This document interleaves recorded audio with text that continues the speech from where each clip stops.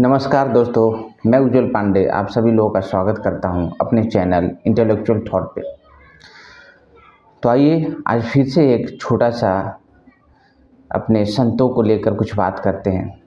देखिए, intellectual thought का जो मेरा मकसद है वो ये है कि अच्छे अच्छे बातें करना है ना। पॉजिटिविटी को जितना हो सके आप फैलाओ। आप यूट्यूब पर देखते हो ज़्यादातर लोग नेगेटिविटी फैलाते हैं हमारे चारों तरफ, ठीक है। यदि उसी बीच में कुछ पॉजिटिविटी भी फैलाया जाए, पॉजिटिविटी की बात की जाए, तो ये हमारे लिए और हमारे जनरेशन के लिए बहुत ही अच्छा होगा, राइट। दोस्तों देखिए, सत्संग जो बोलते हैं ना, वो ज़रूरत नहीं है कि आप डायरेक्ट भगवत गीता रामायण का पाठ करके सुनकर, ठीक है, आप सत्संग करें, ठीक है। किसी बाबा के पास जाएं, यदि जाते हैं तो अच्छी बात है। लोग क्यों जाते हैं मंदिर बाबा के सत्संग सुनने? क्योंकि आप वहाँ पॉजिटिव ऊर्जा पाते हैं। यदि आप उससे टाइम आपको नहीं मिल पा रहा है तो इन बड़े जो लोग हुए हैं हमारे बीच, बड़े बड़े संत हुए हैं, आप यदि उनका सिर्फ विचार की बात जब करते हैं, जब उनके विचार के बारे में जब आप सोचते हैं, सुनते हैं, तो भी एक महासत्संग से कम नहीं है, ठीक है। क्योंकि जिन विचार को लेकर हम लोग बात करते हैं ना, वो ऐसे व्यक्ति होते हैं जो कि अपने ऑरा, जो बॉडी का जो ऑरा है, एक एनर्जी लेवल का जो मेरा वाइब्रेशन है, बॉडी का जो ऑरा होता है, वो उनका पूरे ब्रह्मांड तक स्प्रेड हो चुका हुआ रहता है, ठीक है। भले ही वैसे लोग अपने शरीर को त्याग देते हैं, मृत्यु उनकी भी होती है, लेकिन उनका जो एनर्जी रूपी जो बॉडी है वो पूरे ब्रह्मांड में स्प्रेड रहता है, वो मौजूद रहते हैं हमेशा के लिए, ठीक है। जब भी आप उनके विचारों पे बात करते हो तो आप उनके ऑरा से कनेक्ट कर पाते हो। आप देखेंगे कि आप कुछ नहीं करते हो अध्यात्म से लेकर, बट आप सिर्फ जो जितने भी बड़े थिंकर हुए या फिर बड़े बड़े संत हुए, उनके विचार को आप पढ़ो, सुनो, ठीक है। ये कंटिन्यूसली यदि आप करते हो तो आपके अंदर एक ड्रास्टिक पॉजिटिवली चेंज आता है ना। आपकी मन शांत होगी, निगेटिविटी आपके अंदर से बिल्कुल निकल जाएगा, पॉजिटिविटी की तरह आपका माइंड रहेगा, बिल्कुल शांत रहेगा, ठीक है। तो चलिए, इसी क्रम में मैं आज आपको परमहंस जी, रामकृष्ण परमहंस जी जो स्वामी विवेकानंद जी के गुरु हुए, उनका मैं कुछ बात आपसे करूँगा, ठीक है। और इस बात को अच्छे से सुनो, ध्यान से सुनना, है ना। जैसे उनका जन्म मैं बता दूं कि 18 फरवरी, है ना, 1836 को हुआ, ठीक है। ये छोटी मोटी चीज़ें हैं। और उनको ऐसा भी कहा जाता है अभी के समय में कि वो लॉर्ड विष्णु के अवतार हुए, बट उन्होंने ऐसा अपने शब्दों में कभी कुछ नहीं बोला, ठीक है। अब चूंकि इतने बड़े परम भक्त हुए माता काली के, तो ये कोई छोटे मोटे चीज़ होती नहीं है। हर लोग ऐसा नहीं कर पाते हैं। जो कर पाते हैं उनका कहीं ना कहीं एक अपने पिछले जन्म का उनका कर्म होता है, साधना होता है, जो इस जन्म में कंटिन्यू कर पाते हैं और इस चीज़ को प्राप्त कर पाते हैं, ठीक है। ये बिल्कुल करेक्ट बात है, इसमें कहीं संदेह कर कर अपने दिमाग को निगेटिविटी न फैलाएं, ठीक है। तो उस आधार पर यदि बोलें कि लॉर्ड विष्णु के अवतार हैं, थे बोलना बेकार है। ऐसे महान लोग जो हमेशा है तो उसको थे क्या बोले, है ना। जब भी आप कोई बड़े लोग की बात करें तो पूरे सही भाव से करें तो उसका फल मिलता है ना। उसका पॉजिटिविटी इफेक्ट जो है काफ़ी ज़्यादा है। हमेशा हमेशा बड़े जो संत हुए, साधु संत या जो उस जैसे महान थिंकर हुए, उनको हमेशा आप प्रेजेंट में कंसीडर करके बात करो कि he is alive and in real he is alive, है ना। तो आते हैं, बात करते हैं। पहली बात तो मैंने बताया कि उनका जन्म 18 फरवरी 1836 को हुआ था। उनका पहला जो जेम ऑफ द प्रोडक्ट जो उन्होंने बताया, जो रहस्य, कि जितने भी नारी औरत हैं, है ना, वह किसी न किसी रूप में शक्ति का ही प्रतीक है। देखिए, आपने हमेशा बहुत सारे बात सुने होंगे। आप कभी नहीं सुनते हैं कि जो मेल है, पुरुष शक्ति का प्रतीक है ना। पार्ट है नो डाउट, लेकिन ज़्यादातर हम क्या बोलते हैं कि वुमेन को ही शक्ति का प्रतीक मानते हैं। जैसे यहाँ भी उन्होंने भी बोला है, तो वो लोग कहीं से पढ़ कर नहीं बोलते हैं, वो सेल्फ रियलाइज करके चीज़ों को देखकर मन की आँख चीज़ को बोलते हैं, है ना, बिल्कुल स्पष्ट रूप से देखकर फिर वो चीज़ बोलते हैं। तो लेडीज़ के बारे में उन्होंने क्या बोला, वुमेन के बारे में, कि किसी न किसी रूप में शक्ति का ही वो क्या है, रूप है। ठीक है, नो डाउट वुमेन क्या जननी होती है ना।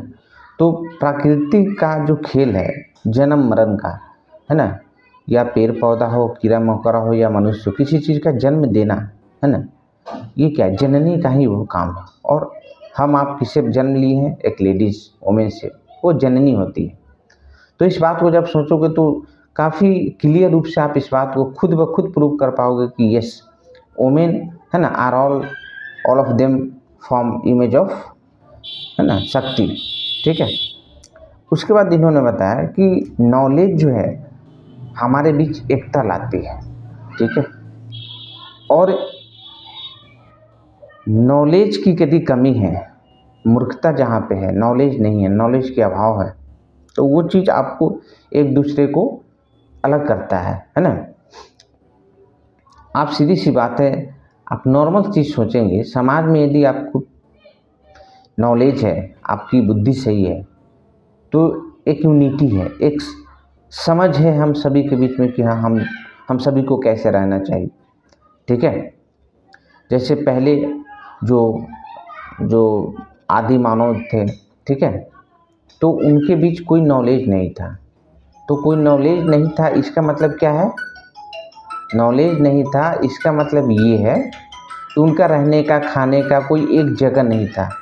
ठीक है, बिल्कुल एक जगह नहीं था उनका, राइट, वॉन्डरिंग लाइफ था, है ना, साथ में ही जहाँ रहना वो बस वो जीव हत्या ही जानते थे, क्योंकि उनके पास नॉलेज नहीं था। ठीक है, जैसे नॉलेज हमारे समाज में आया तो एक सिविलाइजेशन आया, मैनर आया, ठीक है ना, एक तरीका आया रहने का, सोचने का। ठीक है, तो चीज़ें बहुत इजी है, समझेंगे सारी चीज़ समझ में आएगी। तो knowledge leads to unity but ignorance to diversity. ठीक है, यदि आपके पास बुद्धि है, ज्ञान है, तो हमें प्राकृतिक में कैसे तालमेल के साथ चलना है, कैसे बैलेंस से चलना है, अब इस बात को ऑटोमेटिक आपके अंदर आता है। ठीक है, यदि इग्नोरेंस है तो फिर आप इन चीज़ों से विमुख होते हैं, आप डिस्टर्बेंस पैदा करते हैं। ठीक, आगे उन्होंने बोला है कि lovers of God do not belong to any caste, है ना, जो भगवान से प्यार करते हैं, लवर ऑफ गॉड, वो किसी कास्ट से बिलोंग नहीं करते। आप किसी कास्ट से यदि उसे प्रतीक करेंगे कि पंडित हो या फिर किसी भी कास्ट से, क्रिश्चियन हो, मुस्लिम हो, ये गलत है ना। लवर ऑफ गॉड्स किसी कास्ट के नहीं होते, राइट। अब आइए, never get into your head that your faith along is true, है ना। ऐसा कभी मत सोचिए कि आपका ही विश्वास, आप जो सोचते हैं वही सच्चा है, नहीं, ऐसा नहीं है। पहले भी मैंने आपको बताया कि जैसे किसी न किसी रूप में, जैसे मैंने बोला कि वुमेन क्या है, शक्ति का प्रतीक है। ठीक है, और हर एक प्राणी का अपना एक यूनिक आइडेंटिफिकेशन होता है, एक अपना यूनिक मैनर होता है, तब तो हम एक दूसरे से कहीं ना कहीं भिन्न होते हैं। ठीक है, ये आप अच्छे से समझ सकते हैं। ठीक है, तो हर लोग का अपना विचार है, अपना एक तरीका है समझने का, वर्ड की कोई कमी नहीं है। ठीक है ना, इनफाइनाइट है ना। जिस प्रकार का भाव आपके अंदर आता है उसके अकॉर्डिंग आप वर्ड सेट कर देते हैं। ठीक है, तो वो अलग हो सकते हैं, बस एनर्जी से में शब्द अलग लें। ठीक है, तो आपका फेथ जो है वो सही है एलोन, सिर्फ आपका ही, ये गलत बात है ना। सारे लोगों का अपने अपने जगह पर फेथ सही है, बस आपको समझना है कि रूप अलग अलग है बट चीज़ एक ही का अलग अलग वर्ड है, एक ही चीज़ के बारे में लोग अलग अलग तरीके से बोल रहे हैं। ठीक है, अब आगे आते हैं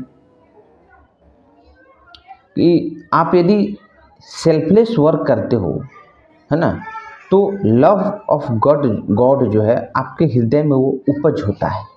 जब किसी कार्य को करने के पीछे, देखिए, आप हर काम को सेल्फलेसनेस, निस्वार्थ भाव से कर सकते हैं। यदि ये एक बात समझ में आ जाए कि सिर्फ आप कर्म कीजिए, फल की चिंता ना करें, क्योंकि आप कर्म करेंगे तो फल मिलना निश्चित है। ठीक है, ये बात आपको क्लियरली समझ में आ जाए तो आप कर्म करेंगे, आप फल की चिंता नहीं करेंगे। हम इसका मतलब क्या है कि आप सेल्फलेस काम कर रहे हैं, ऑटोमेटिक वो चीज़ सेल्फलेस हो जाएगा, है ना। फिर उसका रिजल्ट आप देखेंगे, ब्यूटीफुल रिजल्ट आपको हमेशा मिलेगा। ठीक है, तो जब आप सेल्फलेस वर्क करते हैं बिना किसी स्वार्थ का, देखो स्वार्थ जो है ना एक भ्रम है, अपने आप को भ्रम में रखना स्वार्थ है कि मैं ये कर रहा हूँ तो यही मिलेगा, मुझे ही मिलेगा, मुझे ही चाहिए। अरे नहीं, ऐसा कुछ नहीं सोचना, आप सिर्फ कर्म करो, फल आपको मिलेगा। उसके अलावा कुछ भी सोचना अदरवाइज, ये आप अपने आप को डिस्टर्ब करना है। हकीकत कभी अलग नहीं होती है, वो अपने जगह पे होती है। आप कुछ भी सोचकर हकीकत को नहीं हिला सकते हैं, बिल्कुल थोड़ा भी शेक नहीं कर सकते हैं। तो क्या फ़ायदा उस चीज़ को सोचना, होना वही है जो नेचुरली सिस्टम में क्या है, इम्बेडेड है, वही होगा। आप अपने विचार को कितना भी हिला ले, उससे आप डिस्टर्ब होंगे, है ना।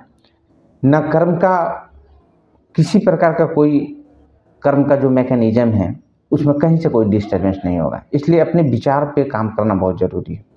ठीक है, और जब आप सेल्फलेस काम करते हैं तो समय के साथ आप रियलाइज करते हैं कि गॉड एग्जिस्ट करते हैं। आप गॉड को देख सकते हैं, उनसे बात कर सकते हैं किसी भी फॉर्म में। अच्छा एक बात बताइए, जब गॉड की बात करते हैं तो कभी कभी ऐसा होता है जब भाव तक बात रखते हैं, फीलिंग तक, एहसास तक, तो ठीक है। जब दर्शन की बात करते हैं कि हाँ एज ए मैन फॉर्म, जैसे मैं किसी एक अपने दोस्त से बात करता हूँ, आप अपने मम्मी पापा से बात करते हैं, उसी प्रकार से हम भी बात कर सकते हैं। गॉड से भी आप उस तरीके से बात कर सकते हैं। कई सारे प्रूफ है, आप कर सकते हैं इन रियलिटी। इसमें कंफ्यूज होने की बिल्कुल ज़रूरत नहीं। आप खुद सोचिए, जो इतनी सुप्रीम पावर है वो किस रूप में नहीं हो सकते हैं भाई। सारा रूप तो उन्हीं का है, आप हम सभी लोग उन्हीं का रूप है। तो छोटा छोटा सा शक्ति उनका इतने बड़ा बड़ा रूप रंग ले सकता है ना। इतने ब्यूटीफुल लेडीज, या फिर स्मार्ट लड़का, या फिर कितने सुंदर सुंदर वृक्ष, फल, बहुत सारे चीज़। प्राकृतिक में तो ब्यूटी का कोई लिमिटेशन नहीं है, अनलिमिटेड है। तो वो खुद चाहे तो कौन सा रूप नहीं ले सकता। आप खुद सोचो ना कहीं एक ऊर्जा है, वो कौन सा फॉर्म नहीं ले सकता है। वेरी इजी टू अंडरस्टैंड, है ना। Just relax and realize. अब आगे चलते हैं। देखिए, many are the names of God, infinite form, है ना। गॉड, वही मैंने बताया कि गॉड का बहुत सारे नाम है, बहुत सारे रूप है। ठीक है, अब आगे चलते हैं कि रेन वाटर, परमहंस जी महाराज ने बोला था कि rain water never stand on high ground but runs down to the lowest level. ठीक है, कभी भी रेन का जो पानी है, वर्षा का पानी, कभी भी ऊंचे ग्राउंड पर नहीं रहता है, वो सीधा नीचे की तरफ आ जाता है। और ये बोलने के साथ उन्होंने ये समझाना चाहा है कि परमात्मा उनके दिल में होते हैं जो डाउन टू अर्थ होते हैं, जो बिल्कुल सादगी विचार है। उनके पास नहीं होते हैं जो बिल्कुल घमंड से और बिल्कुल तसन में रहने वाले लोग, नहीं। इन्होंने ये वर्ड बोल के ये समझाना चाहा है, बिल्कुल सही है, राइट। उसके बाद उन्होंने बताया कि जब आप प्रे करते हैं डिवोशन के लिए, भक्ति के लिए भगवान से, तो सेम टाइम आपको ये भी प्रे करना चाहिए कि आप किसी में गलती न देखें। देखिए बहुत बड़ी बात है, ठीक है, ये बहुत बड़ी बात है कि जब आप प्रेयर करते हैं गॉड से, तो आप ये भी प्रेयर करें कि आप किसी में भी, किसी इंसान में, किसी क्रिएचर में किसी प्रकार का आप दोष नहीं खोजें, फॉल्ट आप नहीं खोजें। बिकॉज पहले ही बताया कि हर रूप प्राकृतिक का रूप है। आप और मैं कौन होते हैं उनमें फॉल्ट खोजने वाले, ठीक है। आप हम जानते हैं कि परफेक्शन किसी चीज़ में नहीं है, ठीक है। जो जहाँ है, जिस रूप में, डैटी अपने आप में परफेक्ट है, वो फुल है तब तो एग्जिस्ट कर रहा है। हम अपने आप में परफेक्ट है, आप अपने आप में परफेक्ट है। कंपैरेटिवली चीज़ों को तो देखना ही नहीं चाहिए, ठीक है। तो उन्होंने, रामकृष्ण परमहंस जी महाराज ने बताया है कि आप कभी भी किसी को में गलती न ढूंढें, ठीक है। ये बात समझ में आ गई होगी। हमारे आपके घर में जो बड़े बुजुर्ग हैं उन्होंने ये बात बताया है, ठीक है। दूसरी बात कि रिलीजन का जब बात करते हैं, धर्म की बात करना, तो धर्म का बात करना थोड़ा आसान जरूर है, फॉलो करना थोड़ा कठिन है। तो थोड़ा ही सही एक छोटी छोटी हैबिट बनाइए, अच्छी आदत, धार्मिक आदत। एक साथ आप नहीं कर सकते, एक साथ आप बहुत बड़े योगी संत नहीं बन सकते हैं, लेकिन लाइफ लंबी है तो छोटी छोटी आदत जरूर डालें, ठीक है, ताकि आप सनातन धर्म जो है उनसे जुड़ पाए, ठीक है। और मैंने जो भी बताया इसे सुने, समझे और अच्छा लगे तो कमेंट शेयर जरूर करें, ताकि जितने लोगों के पास ये जाएंगे ये उनके लिए भी अच्छा है और अपने समाज के लिए भी अच्छा है। तो प्लीज़ सपोर्ट कीजिए, है ना, इसको सब्सक्राइब कीजिए, लाइक कीजिए, शेयर कीजिए। Thank you so much. अगले वीडियो में फिर से मिलते हैं।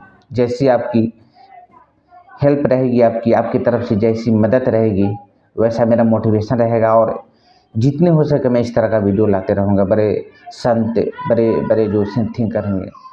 नमस्कार।